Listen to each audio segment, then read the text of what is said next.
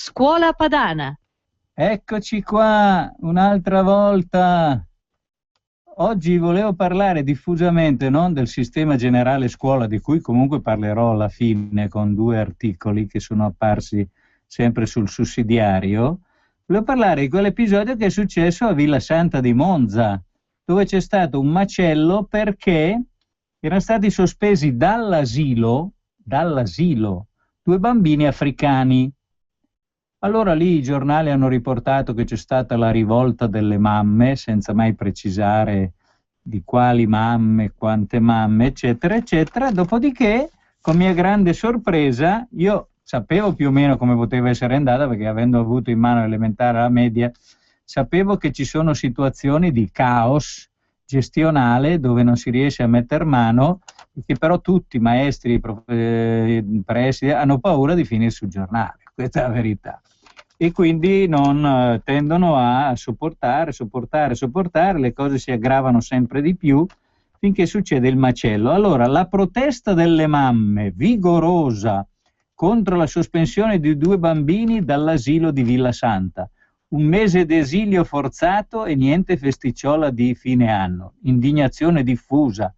Eco mediatica nazionale, striscioni, petizioni, ricorsi all'avvocato. Quindi ieri pomeriggio, dopo giorni di silenzio, ecco la smentita dell'istituto scolastico. Si sarebbe trattato di un fraintendimento. Forse un problema di comunicazione con i genitori stranieri. Resta il fatto che ora la scuola nega di aver mai sospeso i due bambini africani di 6 anni. La scuola nega, dice io non ho mai sospeso, non so niente. Sono loro che hanno capito male. Questi alunni colpevoli, tra virgolette, scrive il giornalista indignato, della crudeltà degli istituti scolastici, di aver provocato accidentalmente la caduta e il lieve ferimento della maestra durante un litigio. Tutta stupidaggine, cioè la maestra va lì, dice ragazzi smettetela, state buoni, ma poi scopriremo che è la miliardesima volta. Ragazzi, sono bambini di 5 anni. Quando io ho fatto l'articolo e ho messo a settembre la trasmissione sul fatto che la scuola sta diventando un mondo invivibile e che i bambini sono ingestibili dai 3 anni, qualcuno non mi crede, ma io ho i dati, li conosco perfettamente. I bimbi si contendevano un giocattolo, quindi, e l'insegnante intervenuta per appianare la zuffa sarebbe finita a terra ferendosi a un ginocchio. Non ho preso alcun provvedimento di sospensione, tantomeno oralmente. Se i bimbi si presentassero all'asilo, perché qua ci sono i bimbi nel mondo, è un popolo a sé quello dei bimbi, non ci sono più le famiglie, le mamme, i padri, no, ci sono i bimbi, che sono un mondo a sé, con cui bisogna interagire.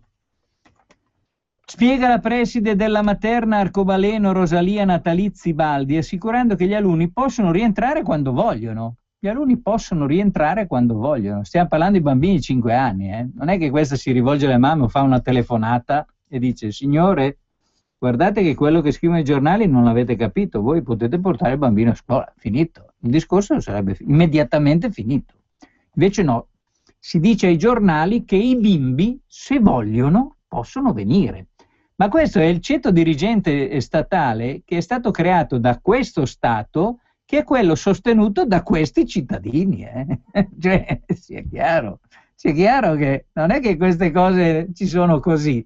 Io domenica vado in chiesa a cantare, ci sono 1000 persone che vengono durante la mattina e la musica che viene detta è quella. Siamo cattivi se non facciamo tutto.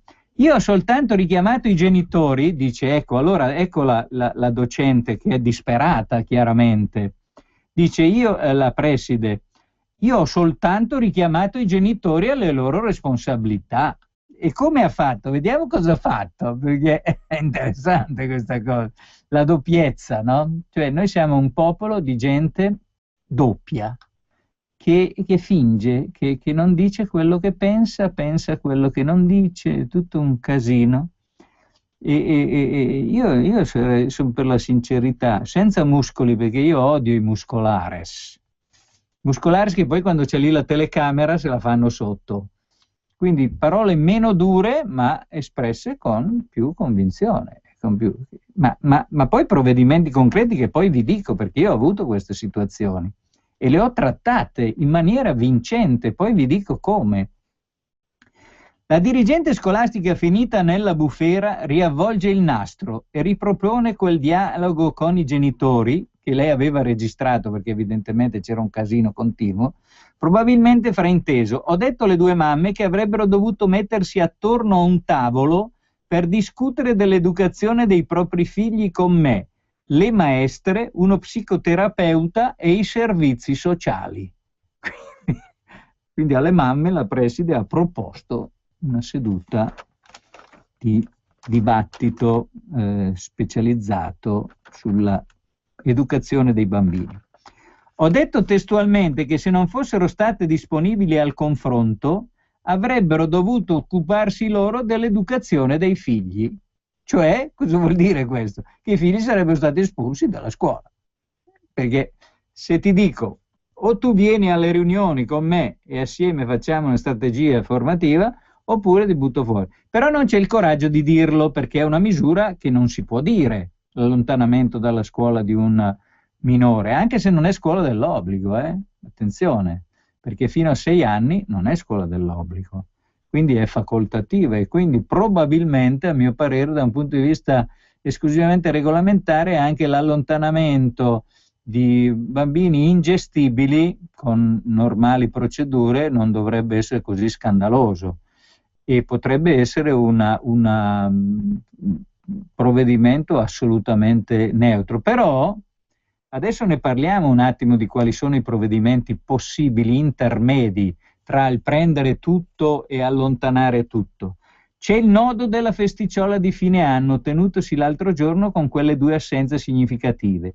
Mi sono sorpresa di non averli visti, aggiunge Natalizi Baldi, la preside.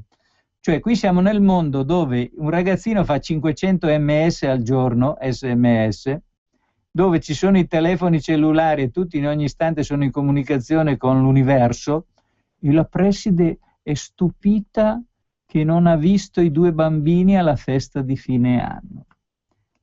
I 2 bimbi sono molto... E qui entra un po' nei dettagli su com'è la gestione di questi 2 ragazzini, perché poi nessuno le dice davvero puntualmente le questioni gravissime che ci sono di enormi difficoltà di gestione di bambini già a 3 anni. Poi vi racconterò degli episodi precisi. I 2 bimbi sono molto litigiosi, nel senso che rifilano calci e pugni ai compagni e agli adulti. Quindi, questo è il quadro, dice tutto. Cioè, oltre a litigare tra loro, ai compagni, arriva lì l'adulto che gli dice: oh, ha un bambino di 5 anni, fermati, vieni qua, calci anche a lui. Quindi siamo a livelli di assoluta ingestibilità per persone ordinarie. Molti genitori minacciavano di togliere i propri figli dalla scuola, è quello che è successo a me. Poi vi dico, anche a me sono venuti i genitori e hanno detto: se quel ragazzino l'anno prossimo è ancora nella classe, noi i nostri bambini non li mandiamo. Perché questo era pericoloso, ma lanciava forbici, lanciava compassi, lanciava di tutto, quando è così in maniera anche abbastanza imprevedibile, preso in prima elementare con le maestre che ci avevano avvertito: guardate che vi arriva un alunno che è ingestibile. Questo a 6 anni, ma allora non vedevano l'ora di mandarcelo e ci dicevano: guardate che vi arriva questo, era già famoso a 6 anni. Io ho fatto il possibile per garantire l'inclusione, per esempio rivolgendomi ai servizi sociali, che dall'inizio dell'anno forniscono un supporto specifico per quella sezione, con la presenza di un'educatrice, attenzione, la presenza di un'educatrice per 4 ore la settimana. Allora questi saranno sicuramente iscritti al tempo pieno, quindi fanno 8 ore al giorno a scuola, cioè 40 ore. No, di più di 8 ore, perché fanno 4 e 2, 6, 2, 8, no, 8 per 5, 40, probabilmente vanno anche al prescuola, minimo 40 ore. Di questi per 4 ore c'è un assistente comunale, quindi il comune paga 20 euro l'ora costa dai 20 ai 30 euro l'ora l'assistente comunale, che non è un laureato, è un diplomato di una cooperativa di queste che collaborano con i comuni, lo manda lì e questo guarda il ragazzino, o guarda o lo porta fuori o qualcosa, ma 4 ore, cioè praticamente meno di un'ora al giorno perché i giorni sono 5. In alcuni casi i comuni mandano lì anche una persona per 12 ore su un alunno, questi sono 2, e con spese consistenti, perché questo di casi diciamo extra ce n'è praticamente uno per classe ormai, di casi così sconvolgenti e pericolosi, e pericolosi. Quindi io a suo tempo attuai una strategia, scusate che mi è suonato il telefono, ma adesso non posso. Attuai la strategia di ridurre il tempo scuola di questi ragazzini, perché, come vi ho detto 1000 volte, la scuola oggi è molto lunga e anche stressante per molti alunni.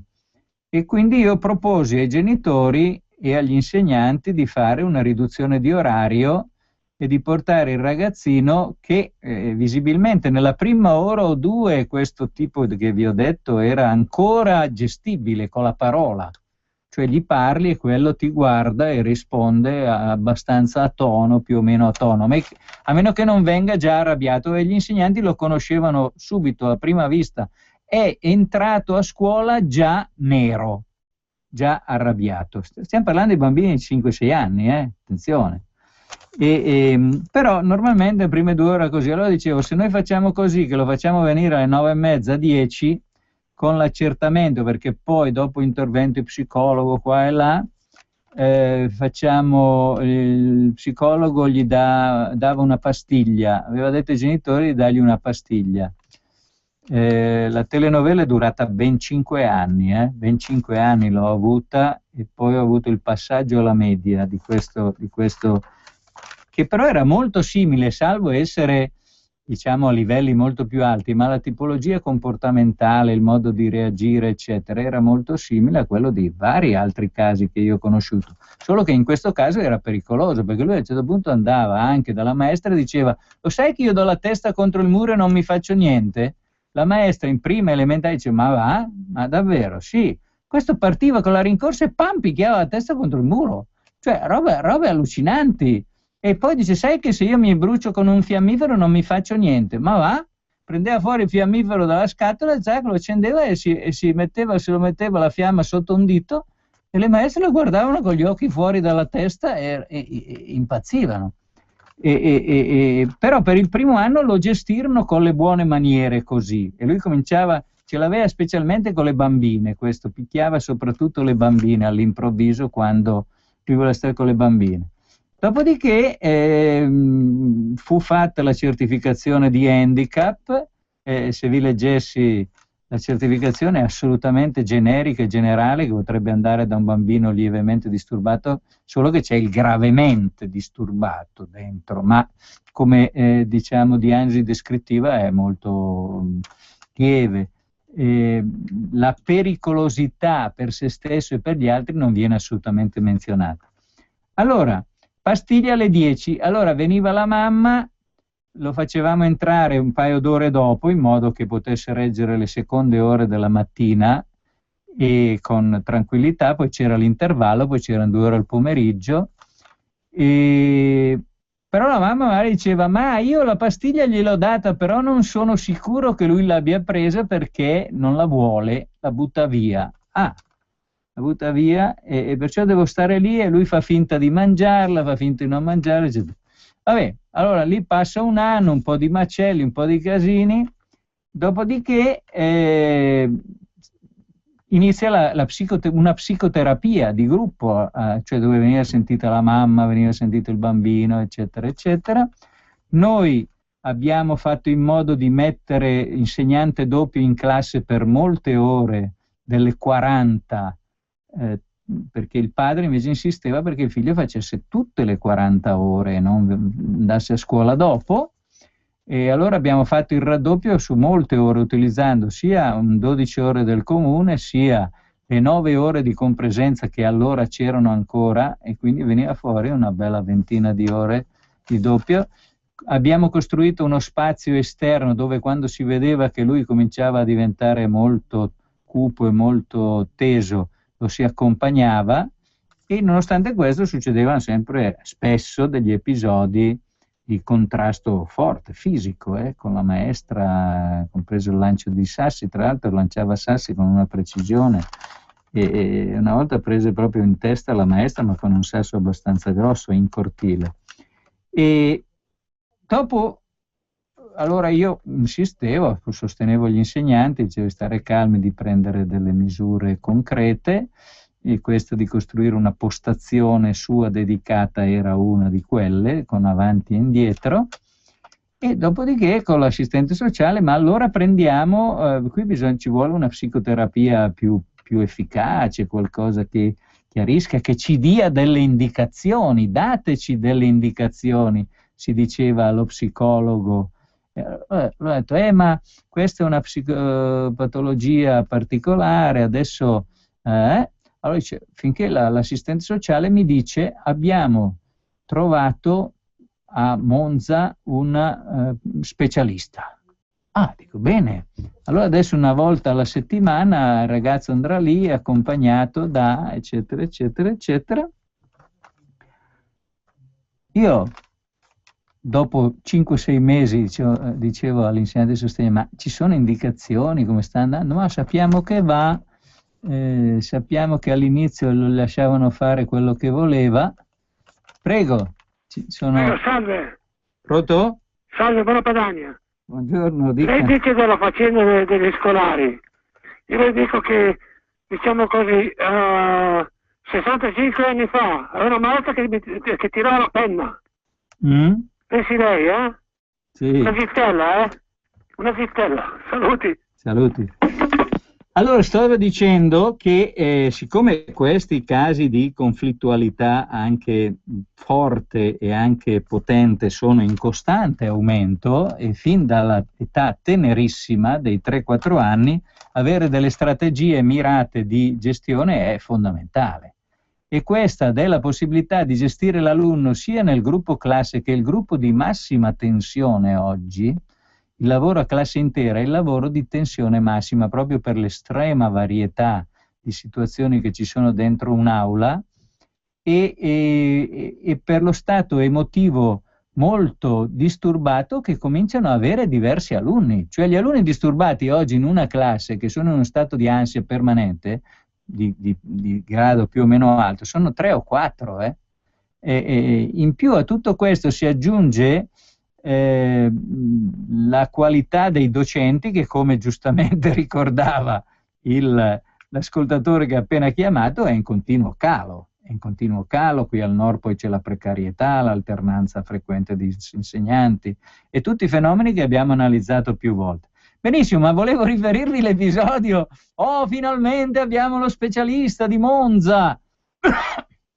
Io dopo 6 mesi continuavo a chiedere all'insegnante, che ogni mese o 2 andava o gli telefonava, dicevo, ma gli ha chiesto delle indicazioni al psicologo? No, ma ancora deve conoscere il caso, eccetera, eccetera. Ma come sta andando? Ci sono delle cose? No, non c'è niente.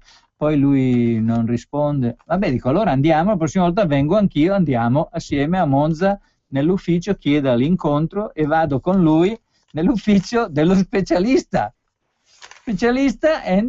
Signora, dico, noi siamo qui perché dagli psicologi ci aspettiamo anche qualche indicazione. Ma ogni caso è unico.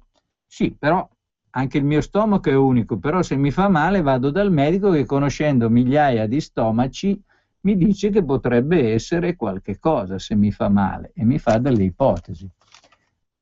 Mi ha guardato con gli occhi attoniti, come se fossi un pazzo per avergli detto una cosa simile. Poi dico, signora, ma scusi, lei ne avrà conosciuti decine, centinaia? Dico, no, dice, io avevo fatto sempre tutt'altro, mi occupavo d'altro, questa è la prima volta che mi capita un caso di... Ah sì, dico, ma ci avevano detto che lei era specialista? No, non è vero. Vabbè, dico, allora andiamo, va, andiamo. ho detto al mio insegnante, e l'anno successivo, ormai erano passati 5 anni, siamo arrivati in quinta elementare, con tira e molla pazzeschi e angosce pazzesche, e insegnanti, 2 insegnanti erano delle sante, perché questo piano piano cominciava ad avere anche delle vere e proprie turbe di tipo sessuale, cioè si tirava giù i pantaloni, frugavano le borsette delle insegnanti, voleva vedere la foto del marito o del fidanzato, eccetera, eccetera, eccetera. E a un certo punto i genitori hanno detto: se in prima media questo qui è ancora con i nostri alunni, non mandiamo i figli a scuola. Allora ci siamo messi d'accordo, ho fatto io il progetto, perché rivolgendomi a tutti i buonisti da parata, nessuno ti dà indicazioni. E questo è il problema che avevamo sempre fatto agitare. I buonisti da parata non ti danno indicazioni. Mi ricordo che uno disse, dopo un anno di studi in cui venne per restituirci la diagnosi, quello che aveva capito, disse: ha sofferto molto nei primi 3 anni. E l'altra fa: sì, lui è come immaginiamo, dice, uno che non ha la pelle delle mani, qualunque cosa tocca gli fa male. Ah, dico, interessanti di queste osservazioni, dico, però io vorrei sapere allora cosa fare, quali indicazioni mi date per gestire questo tipo di casi, che sono in continuo aumento. Io dico che oggi come oggi di questa tipologia di alunni ce n'è uno ogni 2 classi, grosso modo, che questo è l'evento proprio più potente, più grave, con dinamiche. Cioè, ma non è che sono dinamiche che succedono una volta ogni tanto, ci sono ogni istante, ogni secondo che tu hai l'attività a scuola. E allora hanno detto, dico, voi andate dentro il dolore e avete lo scafandro perché siete abituati e potete esplorare il mare e darci delle indicazioni.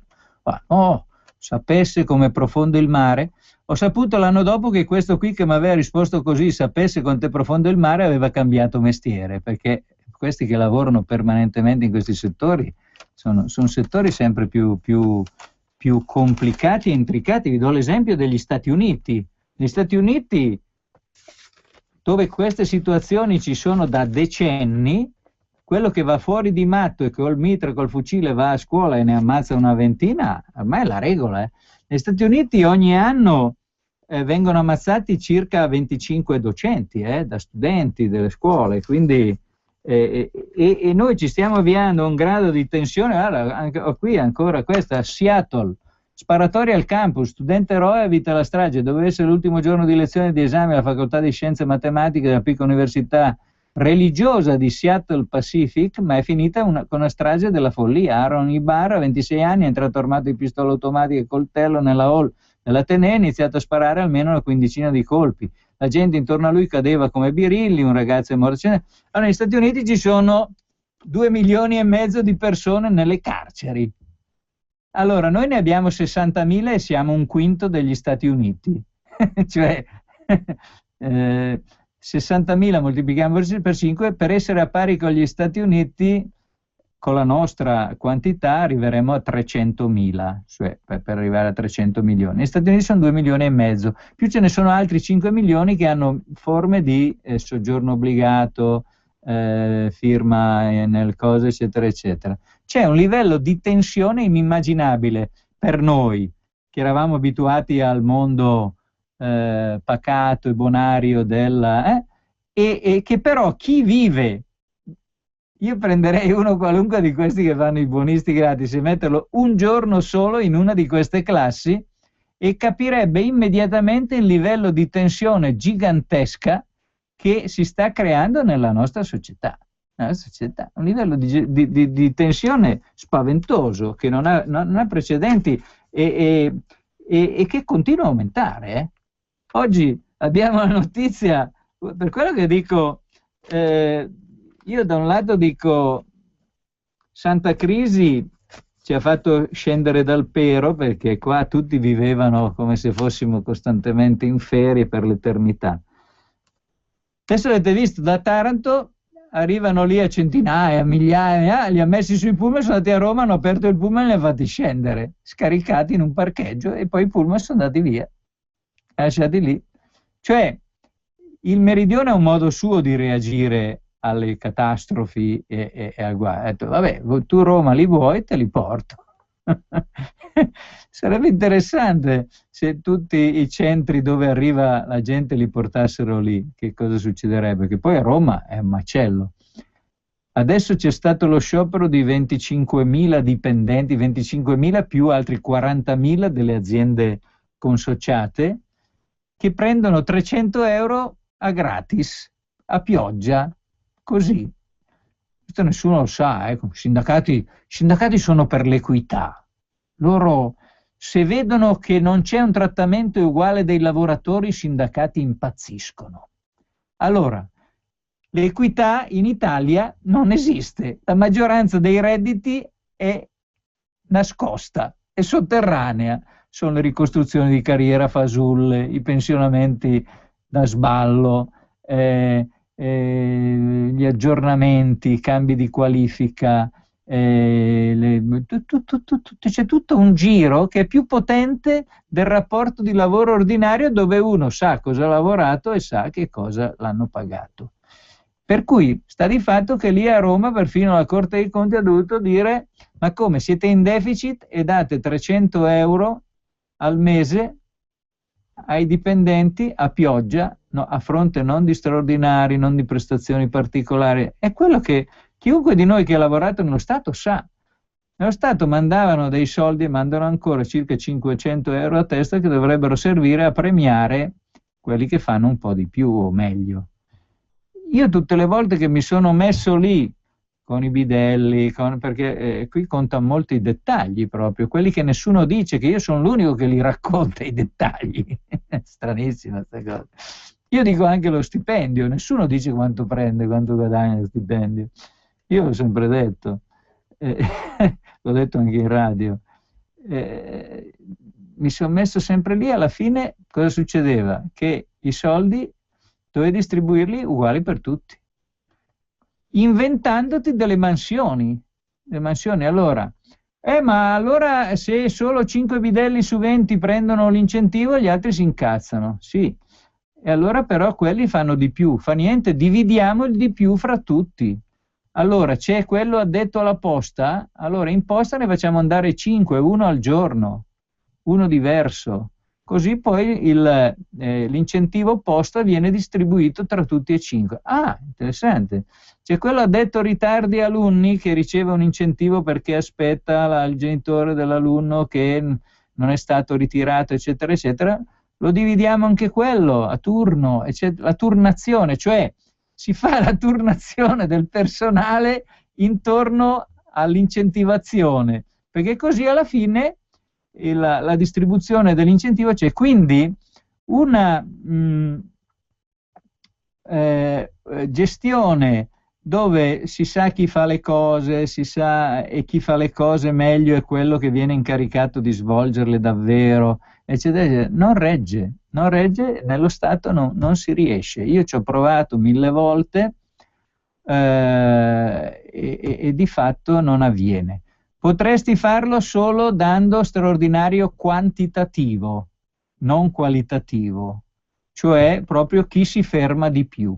E a quel punto, oppure creando, cosa che però hanno sempre rifiutato nella scuola, dei livelli contrattuali diversi, tipo l'insegnante di livello A, l'insegnante di livello B, l'insegnante di livello C, cioè 3 livelli diversi della funzione docente, che erano previsti, guarda caso, nella legge Aprea iniziale, quella del 2008, che tutti contrastarono.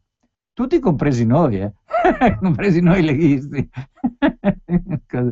Fortunatamente adesso di quelli che erano in commissione scuola loro non ce n'è più neanche uno.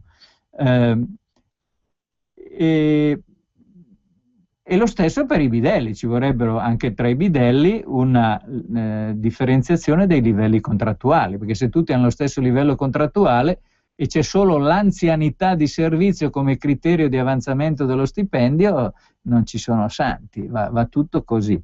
Tutte queste cose abbiamo esaminate centinaia di volte e tutto questo ha retto però finché i soldi c'erano. Finché i soldi c'erano risolveva tutto dando qualche soldo per accontentare un po' tutti, ma questo ha portato alla spesa pubblica assolutamente ingestibile, insostenibile. E quindi adesso, vedete che pur avendo questo governo bene o male la stessa musica culturale che hanno tutti gli altri, ha dovuto chiudere un po' i rubinetti. E il centro-sud, che viveva del splafonamento dei rubinetti, sta soffrendo tantissimo, perché il grillismo è un'opposizione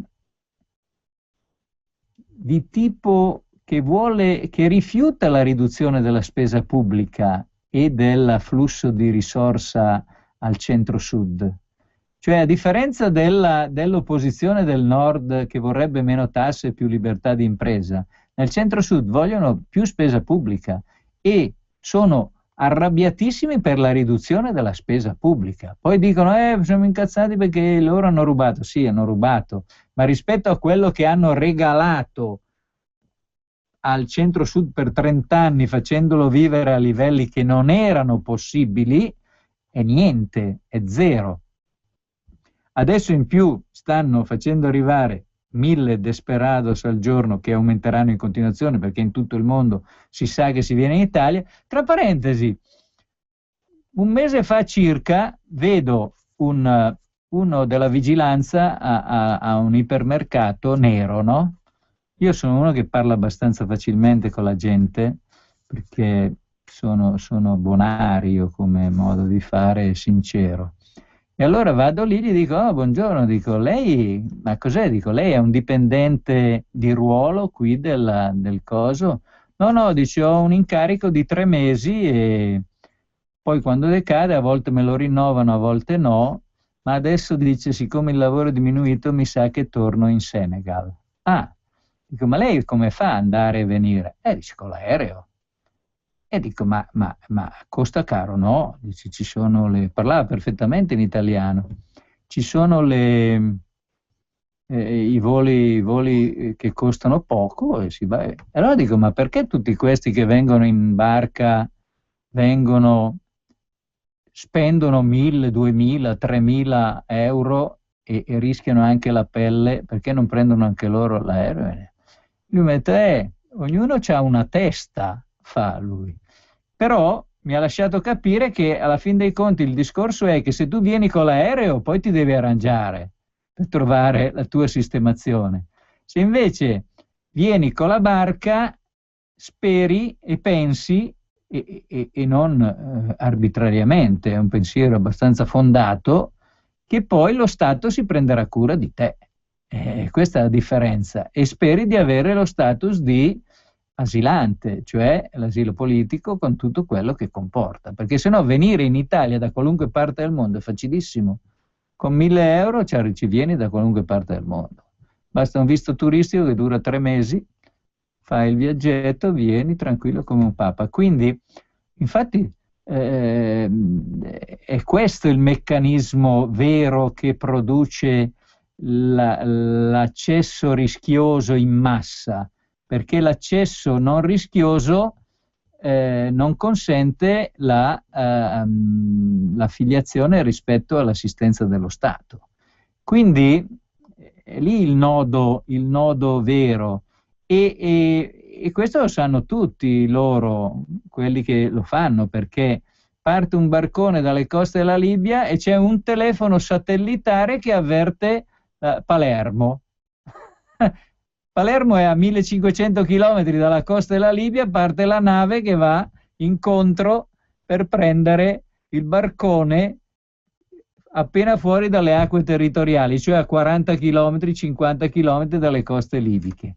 Quindi è chiarissimo che è una farsa voluta e non si capisce, perché uno si spaventa, dice ma noi allora siamo davvero in mano a della gente irresponsabile. E questo non c'entra col destra e sinistra, perché sono tutti d'accordo, Chiesa, banchieri, tutti d'accordo, ONU. Adesso l'ONU ha detto che bisogna però che tutta l'Europa se ne occupi e tutto il mondo, perché l'Italia da sola non può farcela. Oh, che intelligenza, oh. Solo che se noi avessimo un minimo di carattere nostro, l'avremmo fatto capire prima. Che, infatti Maroni si comportava benissimo a suo tempo in questa cosa qui. Però evidentemente le tensioni internazionali sono violente, noi non eravamo abituati allo stato di guerra. Vabbè, oh, facciamo 3 minuti di pausa qui con la regia che mette una musichetta che gli piace di suo gusto e facciamo una pausa. Poi vediamo le altre cose che ho, sì, perché ho 3 articoli del sussidiario che sono interessanti, sì.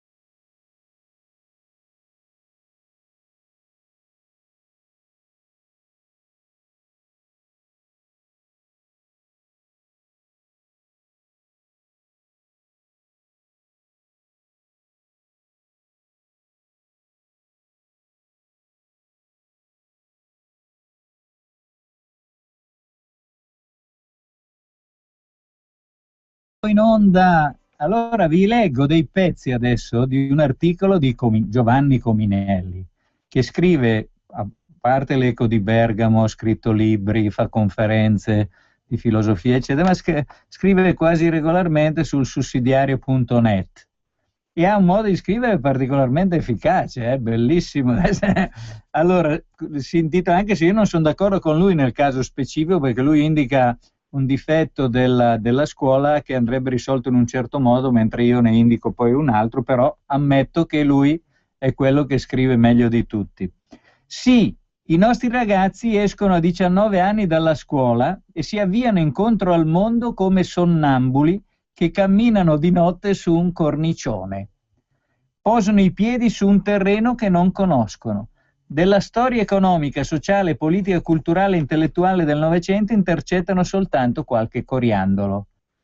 Gli incontri con i maturandi che ho tenuto recentemente in un liceo, qui si parla del liceo, che va per la maggiore, di cui taccio il nome per carità di patria, l'intreccio domande e risposte è stato il seguente. Cos'è l'Assemblea Costituente? Boh. Chi era Aldo Moro? Mutismo assoluto. Quando è stato costruito il muro di Berlino? Nel 1989. De Gasperi, Sturzo, la Cassa del Mezzogiorno? Sempre boh. Quando è stata fatta la Costituzione? Nel 2002 da Berlusconi. Il 68, il 77, Piazza Fontana, cosa sono i Balcani? Boh. Il panorama è decisamente desolante. Questo è il quadro che viene facendo lui, che è stato professore di liceo, tra l'altro, di un liceo dove è andato a fare qualche conferenza, evidentemente. Il panorama è decisamente desolante. Sulle spiegazioni, adesso sentiamo le sue, io ho sempre le mie riserve. La ragione è che i ragazzi non sono interessati, al contrario. Non appena uno racconta loro la storia e le storie, si fanno silenziosi e attenti. Ti guardano come se scoprissero il mondo per la prima volta. La perdita della storia è una tragedia intellettuale ed educativa di cui sono vittime da anni le generazioni giovani. Quali sono le cause? Partiamo da lontano. Quando alla fine degli anni 90 Luigi Berlinguer propose di rendere obbligatorio lo studio del Novecento, gli si rivoltò contro una canea.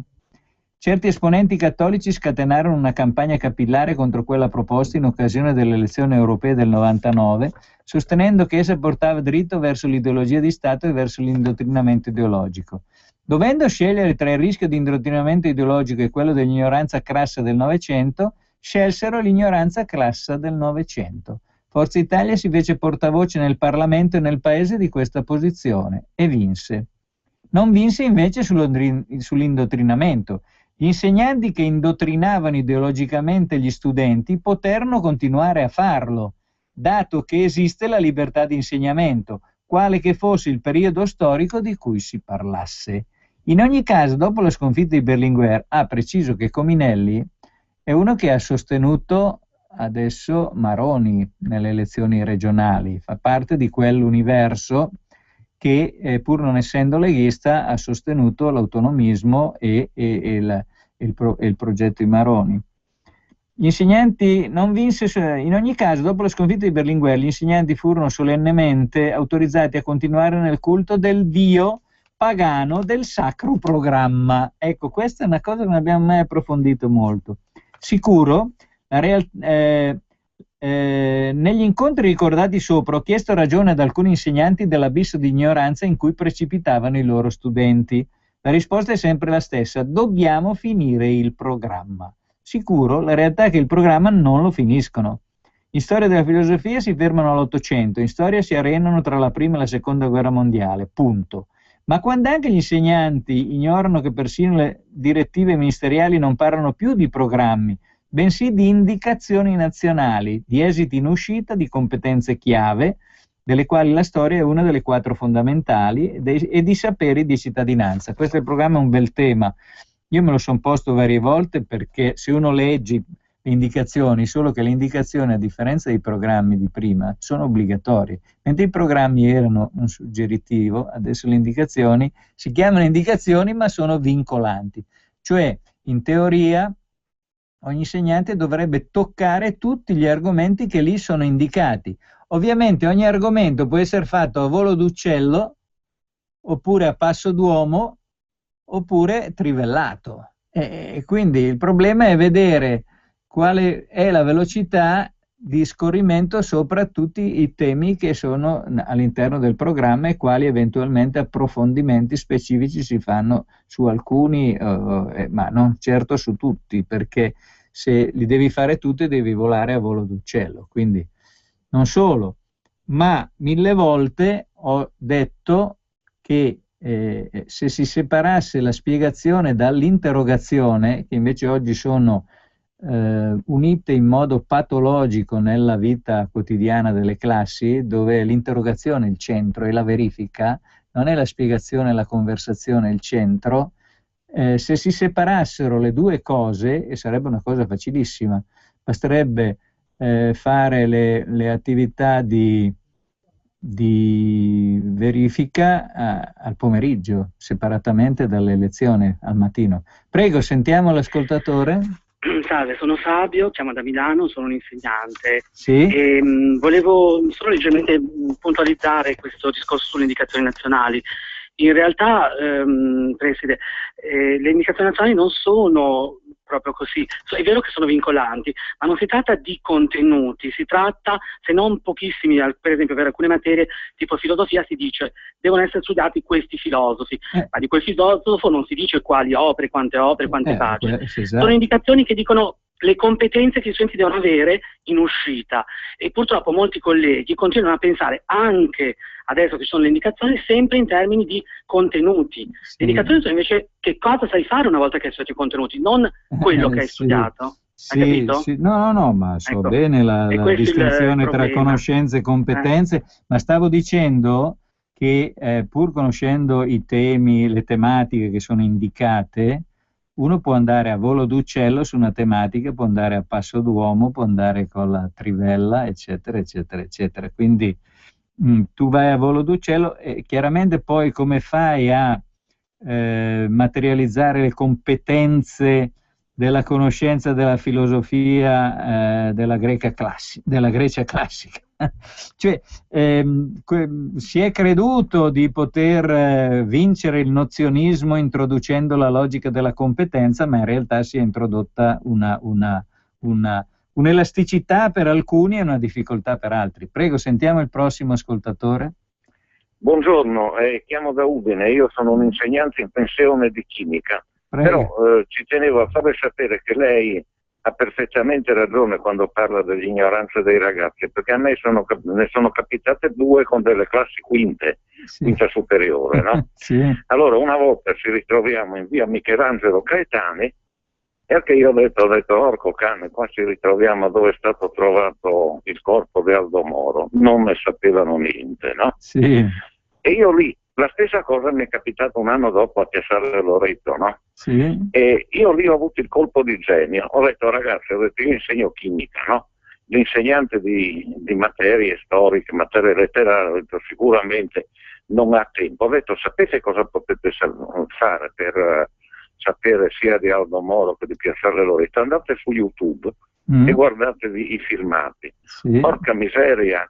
Dopo 3-4 giorni potevano fare lezione sul caso Moro Sì. e su Piazzale Loreto. Quindi a volte bisogna avere